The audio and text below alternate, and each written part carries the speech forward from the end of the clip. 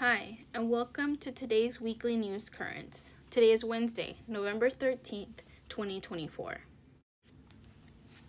They're the most vulnerable of refugees, and they're remarkably resilient.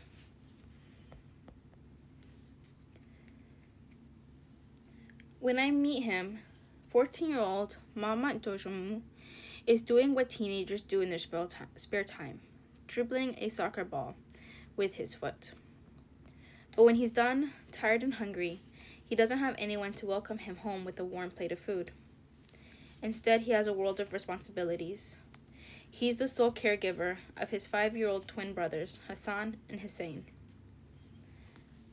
who are waiting for him in their mud brick home in a refugee camp in eastern Chad. Maham and his brothers are refugees from Sudan, among the 10 million who have been displaced by the violence of the civil war that broke out in April 2023. The UN calls it the world's largest humanitarian crisis. Both aid experts and the refugees themselves bemoan a lack of support due to funding shortfalls and difficulty in reaching those in need of food, shelter, health care, and other assistance. When I spent a week visiting camps in Chad in September, one refugee elder, Yaha Adam Nadif, asked me, "Do Americans know what is happening to us?" In this huge and unfolding crisis, there are certain groups who seem the most vulnerable and yet are overlooked by the systems meant to help them.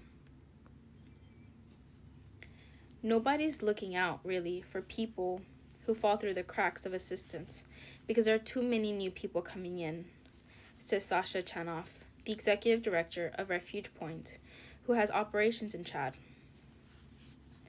Unaccompanied minors like Mahamat and his brothers are one such population. According to UNICEF, which tracks child refugees, there are 3,310 unaccompanied, separated refugee children in Chad.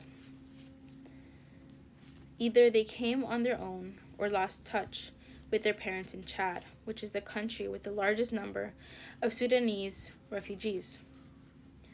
Over 600,000 have come since the civil war began. Those who fled previous conflicts bring the number to over 1 million.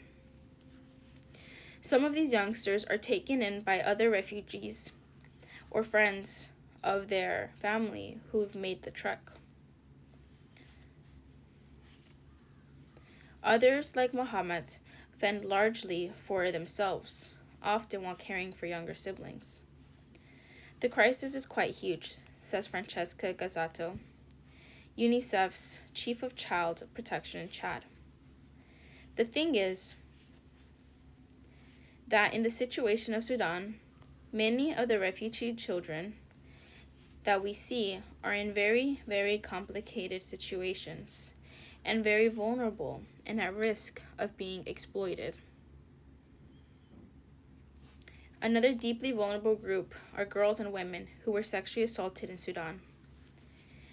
The UN Fact-Finding Mission published report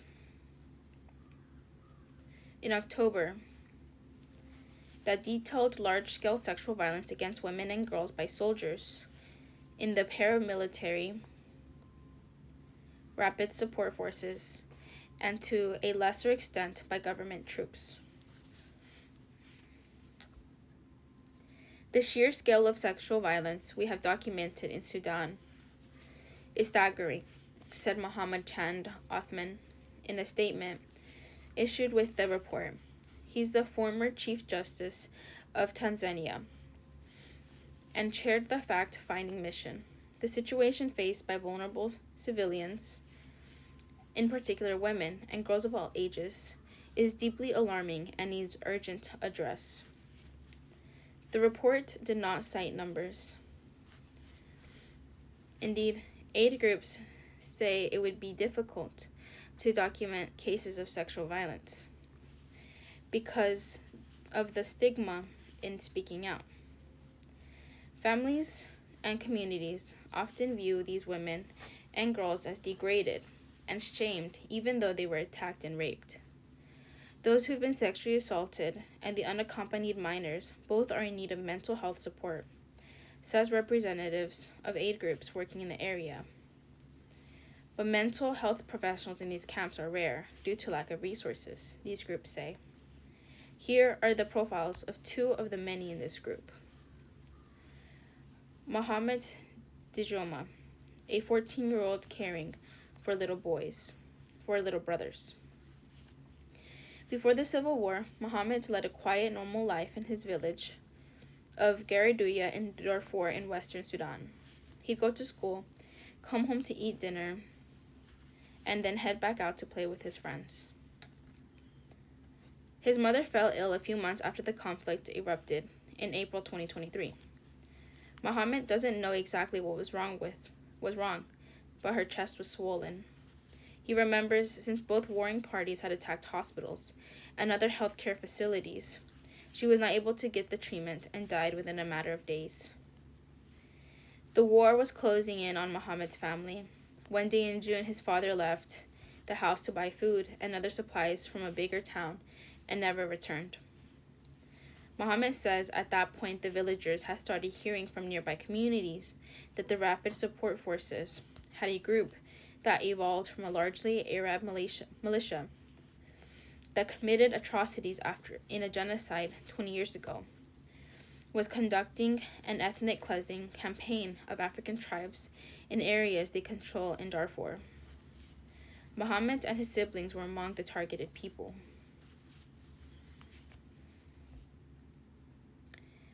News came that the RSF attacked a neighboring village, rounding up older boys and men and killing them. Word was just their next target would be Mohammed's village, just an hour's walk away.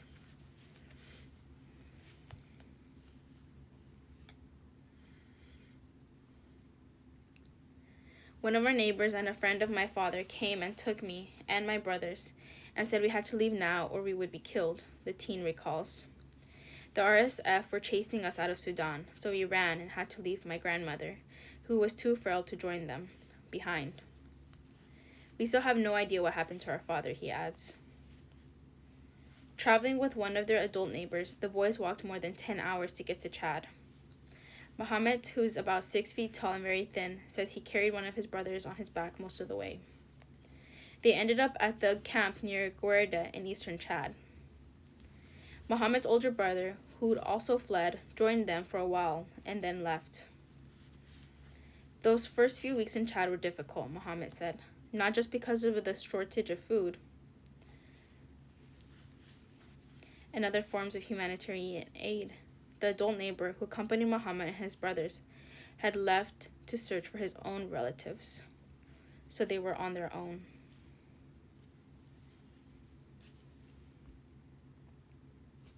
Mohammed did find some distant relatives who had fled Sudan during the Darfur genocide 20 years ago.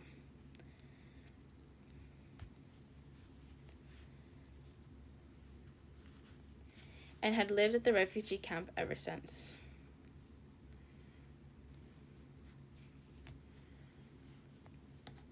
They had become a comforting presence for him to talk to, but had limited resources to help Mohammed.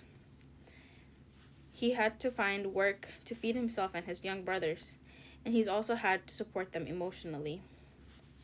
My brothers still don't know that my mother is dead, and they don't know what death is, and they don't understand it, he says. They used to ask about her a lot, and I would try to tell them stories about her, but it's been over a year now, and they ask less. I interviewed Mohammed outside the small mud brick hut where he and his brothers live. He says his distant relatives at the camp gave it to him. It's a single room with a mat on the floor where the three of them sleep. There's no roof, just a plastic tarp.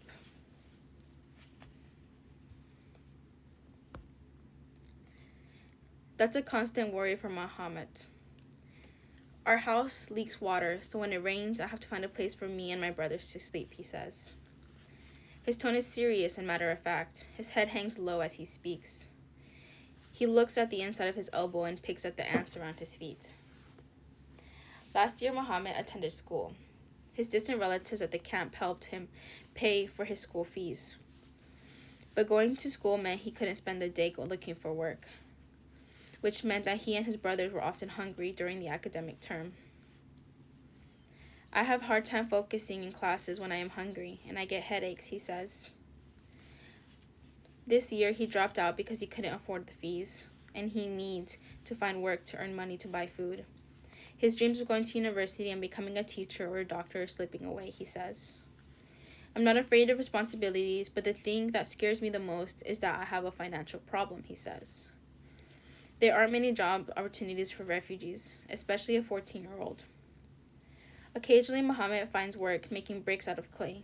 He and a friend together can make about 1,000 bricks over 4 days, earning the equivalent of about $6.50. They split the pay. Mohammed spends most of that money on flour and other grains to make porridge. He and his brothers eat twice a day for as long as it lasts. He says he tries to stretch supplies so they will last around 15 days. I saw Mohammed and his brothers 2 days in a row. On both days, he told me they'd each had a small bowl of porridge for breakfast, but there was no lunch or dinner. It had been a few weeks since he last made bricks, he says, and breakfast was all he could afford. He'd have to find work soon or borrow money, he adds, or else they'd go without eating. Then there's the matter of water. Fetching water is Muhammad's least favorite chore. The nearest source, a stream or valley, is a 30-minute walk away. Sometimes he can borrow a donkey from other refugees to make the trip, but mostly has to carry the heavy jerry can himself. The water he gets from one trip lasts them only a day. Mohammed is carrying the weight of the world on his shoulders very valiantly. But how long can you expect a 14-year-old to do that, says Teresa S. Bentecourt, director of the research program on children and diversity at Boston College. She says that in her studies of refugees, she has seen children in situations like this who eventually get an opportunity to go back to school and are cared for by a foster family.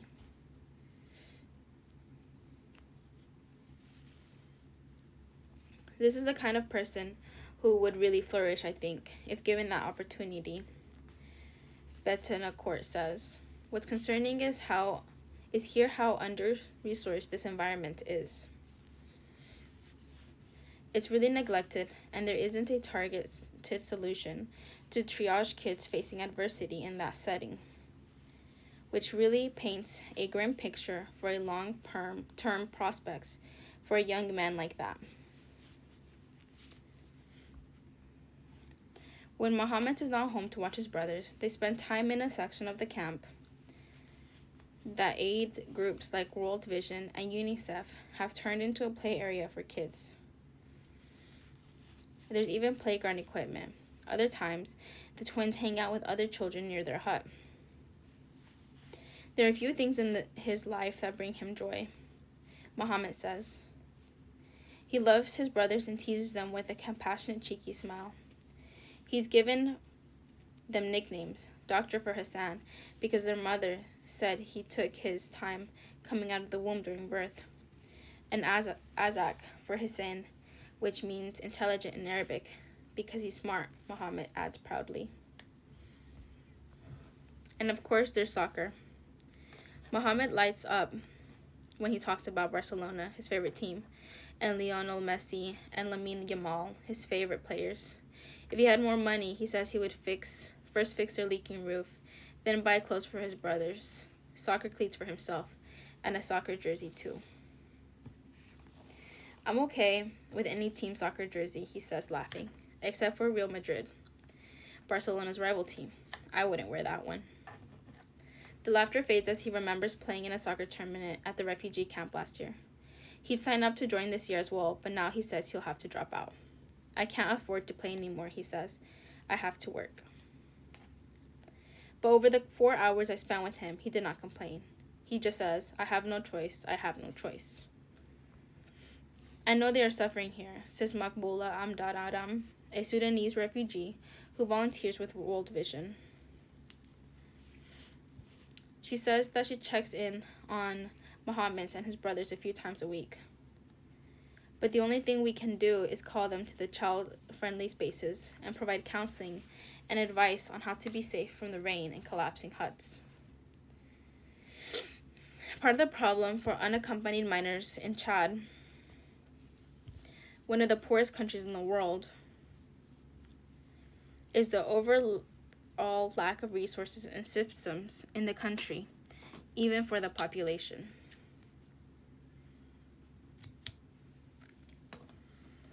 What we really need is to continue to invest, to have more funding, not just to focus on the emergency, says UNICEF's Francesca Gazzaro, but also really to work on what we call the humanitarian nexus, to enforce the local system, to integrate those kids with the local structure, like helping them to get food, helping them to have access to health providers, having a social services network strong enough to support and follow up on those kids. I don't want to raise my brothers here in this environment. I just want to take them somewhere better and safer. Somewhere they can go to school, Mohammed says.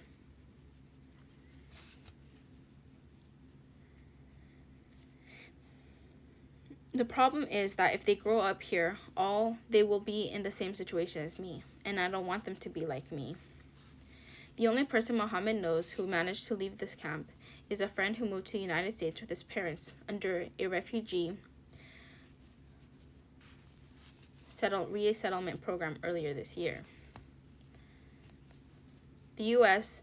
does actually have a program specifically for unaccompanied minors where children are identified, referred for resettlement, and receiving family in the U.S. essentially takes them in, and they're fostered into the family, says Sasha Chanoff with Refuge Point, and it's been largely successful. But that's also pretty rare and challenging for people to access that. I feel that I have been forgotten, but I am not alone. There are other people like me, and some are even in worse situations, Mohammed says. I still can't stop hoping that maybe things will get better for us somehow. And Tasser. They raped me. There were 3 of them. Tasser proudly lists all the fruits and vegetables she is growing in a small garden outside the small tent where she lives with her mother and an older sister in Audrey, a town in Chad, where over 215,000 Sudanese refugees are living in camps. The tent is made of twigs and a tarp. We have a watermelon, pumpkin, cucumbers, tomatoes, beans, lemons, okra, says a 21-year-old. We had a garden in our house in Sudan too, and my mother taught me how to grow plants. That, she says, is the only similarity between her life in Sudan before the Civil War and what it has become now. Before the war, Entisar was studying computer science at a university in West Darfur and learning English, a language she loves. She had first aid training so she could volunteer with the Red Crescent, and she was married, although she says she and her husband were still living with their respective families. They had decided to wait until she finished college before holding a wedding and moving in together. She came with nothing. All her belongings had been destroyed in the conflict, she says. She really wishes that she had her laptop and her favorite Charles Dickens books, Oliver Twist, and A Tale of Two Cities. When I meet with her for the first time, Entisar says, "We can't talk here. There's no privacy," referring to the tent where she lives. So we drive to an empty field far from the refugee encampment and sit under a tree where she tells her story. She asked to be identified by her middle name because most of her family members, including her husband, don't know what happened to her as she fled.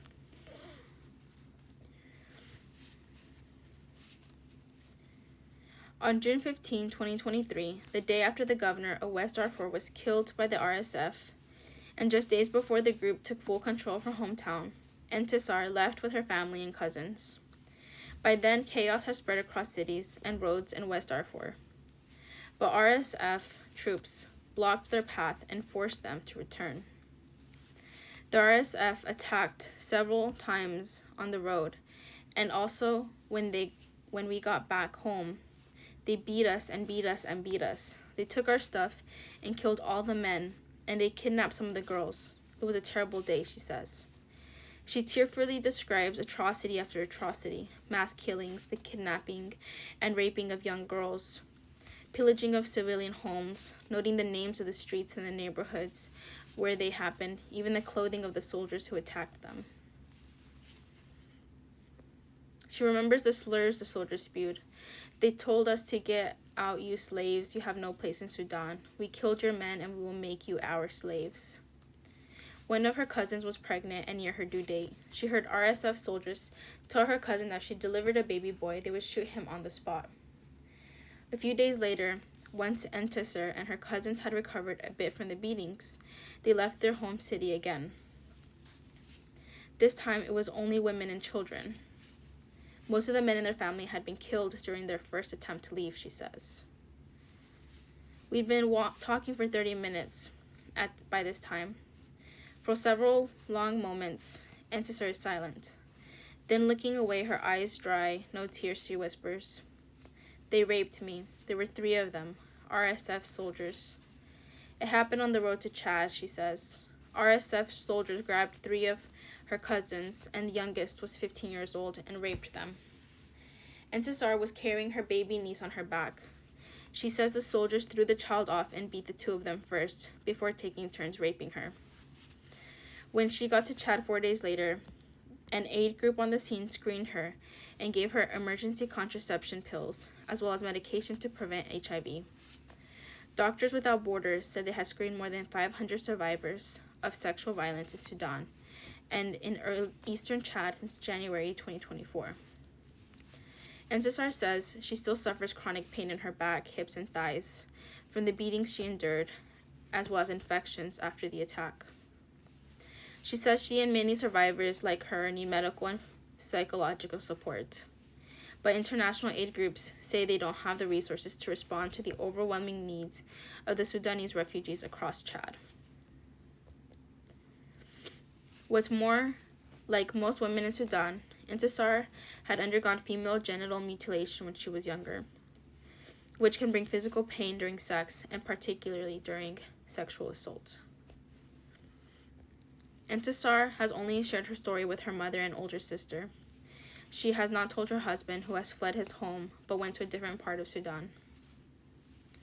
On rare occasions, when they can talk on the phone, it's all she can think about, and she can't bring herself to say it.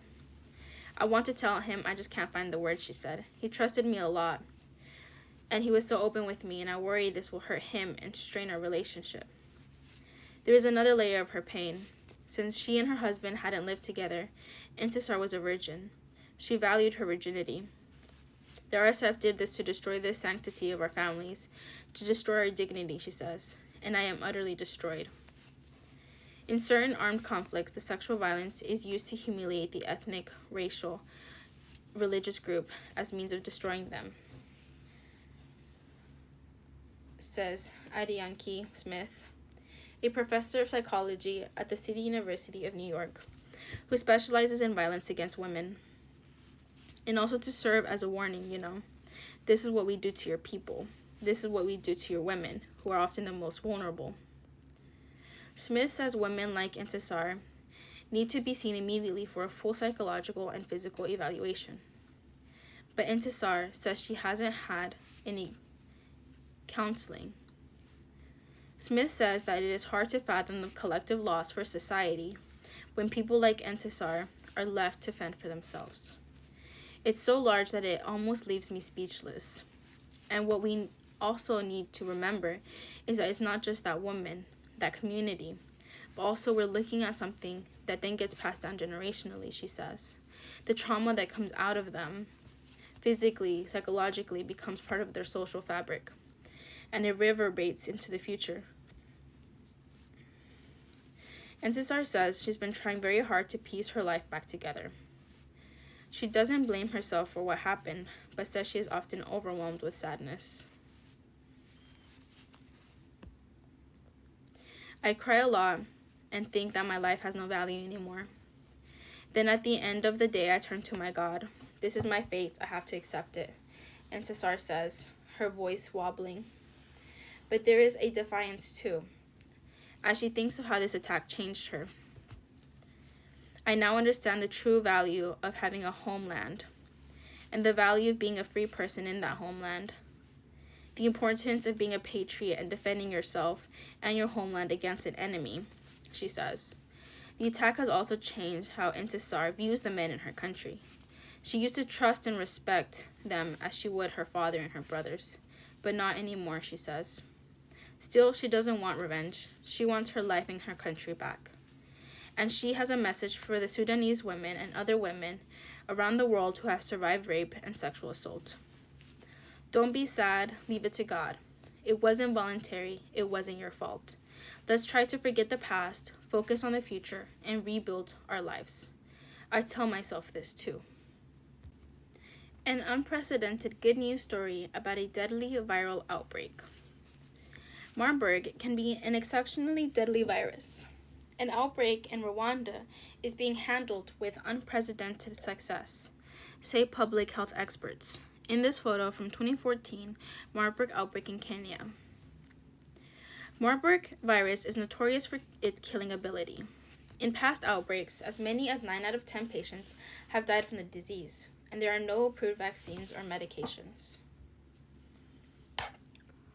That was the grim situation in Rwanda just over a month ago, when officials made the announcement that nobody wants to make.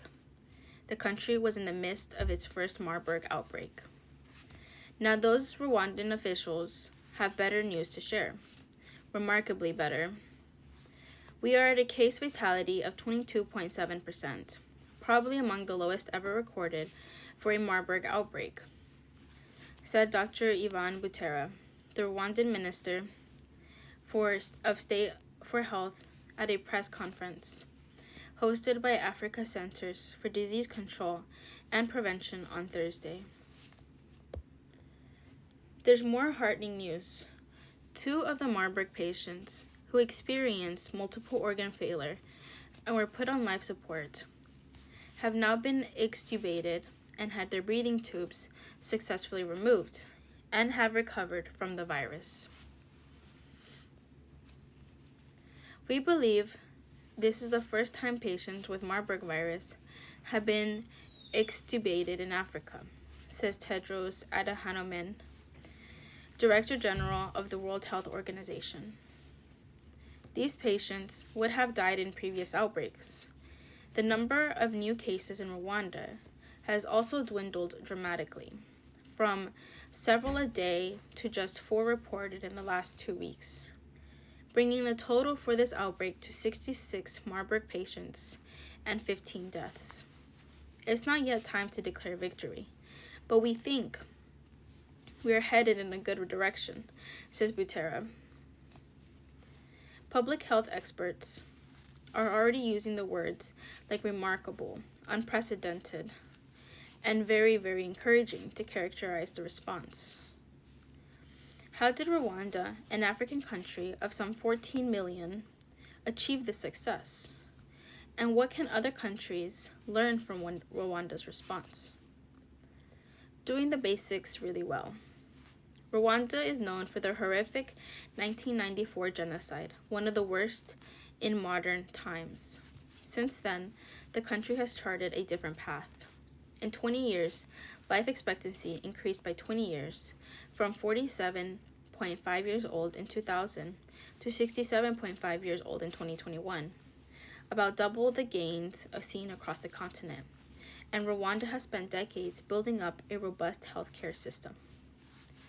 The health infrastructure and the healthcare providers in Rwanda, they're really, really great, says Dr. Greg Spencer, an emergency physician and professor at Brown University.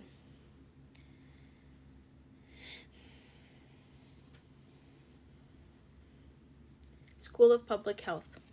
Spencer specializes in global health issues that has been following the Rwandan outbreak closely.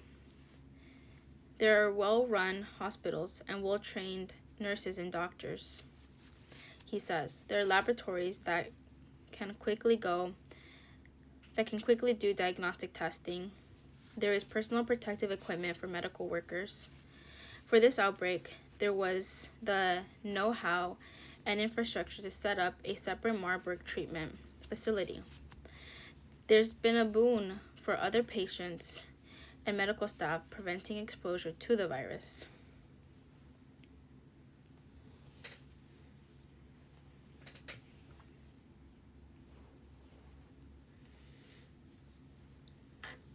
Which crosses over from bats to humans and can be transmitted through bodily fluids like blood, sweat, and diarrhea.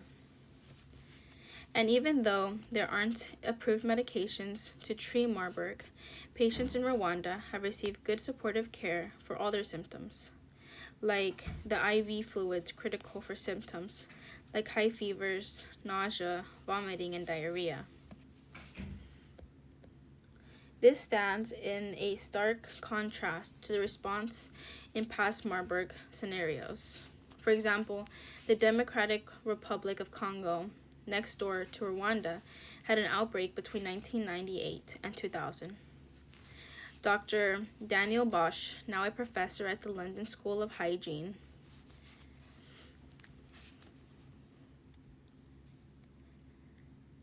and tropical medicine and an expert in tropical diseases like Marburg, provided care in that outbreak. He says what the country's health centers were able to offer patients was rudimentary at best.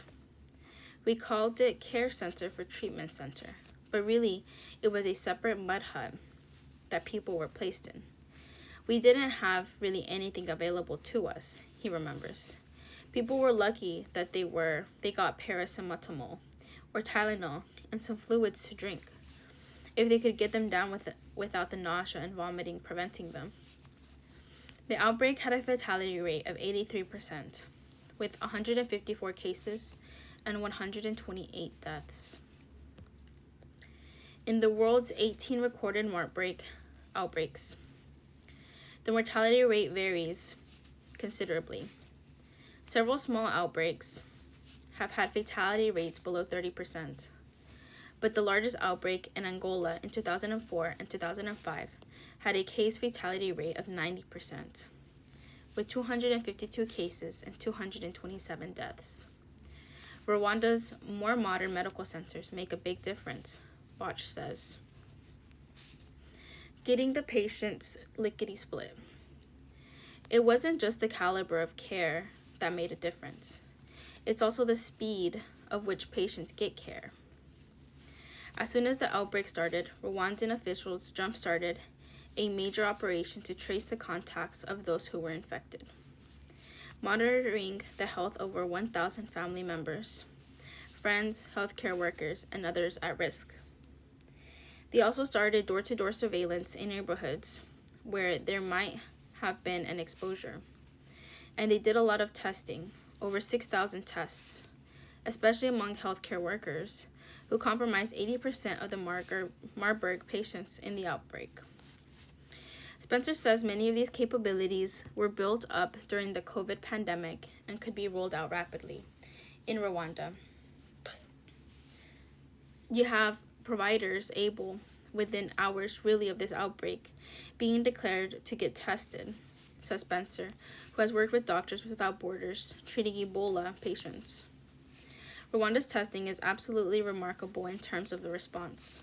The surveillance and testing allowed us to detect cases quickly and provide them with treatments in the very, very early phases of their diseases, explains Butera.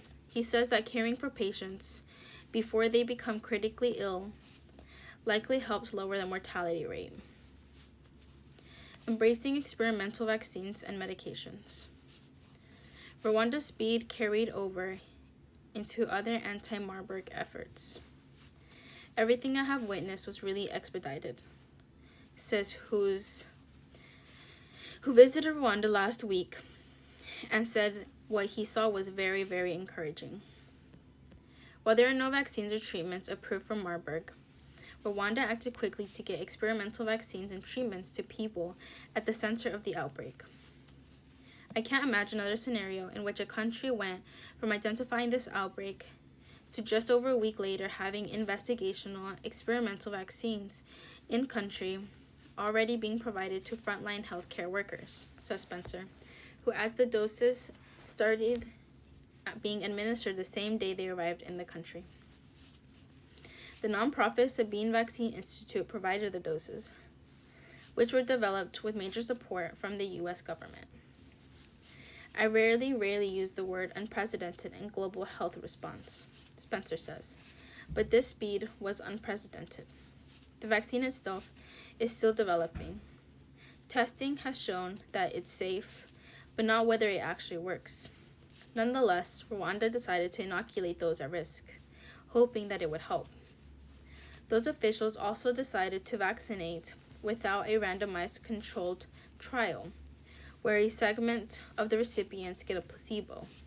Some in the international scientific community say this was a misused opportunity to start learning whether the vaccine is effective, although they concede that it's far more complicated and slow to roll out a trial, and the size of the outbreak was unlikely to yield enough data to be conclusive. Do the vaccines help stop the spread or reduce the mortality rate? It's impossible to know, says Bosch. He points out that in the first recorded Marburg outbreak in 1967 in Marburg, Germany, says that what was then Yugoslavia, the mortality rate was 23%, with only good supportive care. Meanwhile, in Rwanda, the next round of vaccines will go to at-risk groups, including mine workers who work in close proximity to fruit bats that can spread Marburg. That vaccine effort will be randomized. In addition to the vaccines, Rwanda very swiftly started giving patients two medications, an antiviral called remdesivir and a monoclonal antibody. As with the vaccine, they hope these treatments would help even though they haven't been approved for Marburg. And early Istanbul, a course correction. In addition to the speed and high quality patient care, there's another less glamorous but equally important dimension to quashing Marburg and other viruses, says Bosch. It's infection control, basically ensuring Marburg patients don't infect others in the hospital. This means that staff take precautions like wearing gowns, masks, and double gloves. In public, it can mean sanitizing shared items like motorcycle helmets and installing hand washing stations in public places, as Rwanda has done. Rwanda stumbled early on with infection control. That's because it took a couple weeks to diagnose the disease of the individual who is considered the first patient in this outbreak, and the first known Marburg case in the country. That individual, who likely contracted the virus from exposure to fruit bats in Mining Cave, also had a severe case of malaria. Clinicians did not determine that Marburg was also present until other people around the patient started falling ill. As a result, many healthcare workers were exposed before infection control measures were improved. While Rwanda rapidly improved their infection control, once officials understood what they were dealing with, and not just in health facilities. The mining community linked to the initial patient has seen several cases, so surveillance needs to be sure to cover those populations, says Rob Holton, who is incident manager for Marburg. As we go forward, we fine-tune, we refine, we reinforce all our surveillance systems, our contact follow-ups, our investigations, and we leave no stone unturned, he says. If we let our guard down, then I think we'll end up with some nasty surprises and a very long tail on this outbreak. Spencer agrees, but he is optimistic. He says that Rwanda's robust health infrastructure and speedy response has helped protect the rest of the world from a much bigger Marburg outbreak.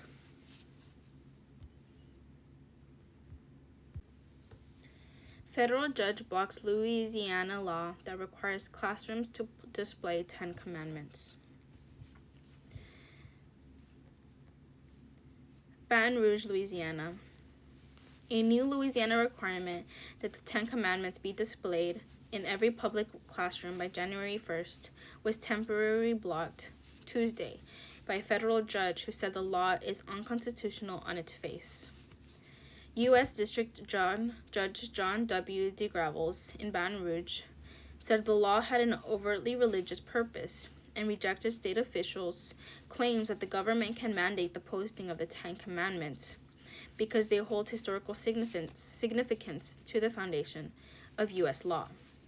His opinion noted that no other foundational documents, including the Constitution or the Bill of Rights, must be posted.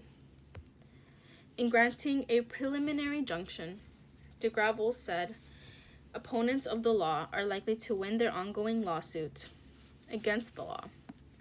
The lawsuit argues that the law violates the First Amendment provisions forbidding the government from establishing a religion or blocking the free exercise of religion. They had argued that the poster size displayed of the 10 Commandments would isolate students, especially those who are not Christian. DeGravels said the law amounts to unconstitutional religious government coercion of students. As plaintiffs highlight by law, parents must send their minor children to school and ensure attendance during regular school hours at least 177 days per year. Proponents say that the measure is not solely religious, but that it's a historical significance to the foundation of U.S. law. Plaintiffs in the case were a group of parents of Louisiana public school children. The new law in Louisiana is a reliably Republican state that is ensconced in the Bible Belt, was passed by the state's GOP-dominated legislature earlier this year. The Associated Press sought comment Tuesday morning from Governor Jeff Laundrie and Attorney General Elizabeth Murrill, both Republicans and supporters of the law. The legislation, which has been touted by Republicans, including President-elect Donald Trump, is one of the latest pushes by conservatives to incorporate religion into classrooms. From Florida legislation allowing school districts to have volunteer chaplains to counsel students, to Oklahoma's top education official ordering public schools to incorporate the Bible into lessons. In recent years, similar bills requiring the 10 Commandments to be displayed in classrooms have been proposed in other states, including Texas, Oklahoma, and Utah. However, with threats of legal battles under the constitutionality of such measures, none have gone into effect. In 1980, the U.S. Supreme Court ruled that a similar Kentucky law was unconstitutional and violated the First Amendment establishment, which says Congress can make no law respecting an establishment of religion. The High Court found that the law had no secular purpose, but rather served plainly religious purpose. Louisiana's legislation, which applies to all public K-12 schools and state-funded university classrooms, requires the 10 Commandments to be displayed on a poster or framed document at least 11 inches by 14 inches, where the text is the central focus and printed in a large, easily readable font. Each poster must be paired with a 4-paragraph context statement, describing how the 10 Commandments were a prominent part of America's public education for almost 3 centuries. Tens of thousands of posters would likely be needed to satisfy the new law. Proponents say schools are not required to spend public money on the posters, and instead that they will be bought using donations, or that groups and organizations will donate the actual posters.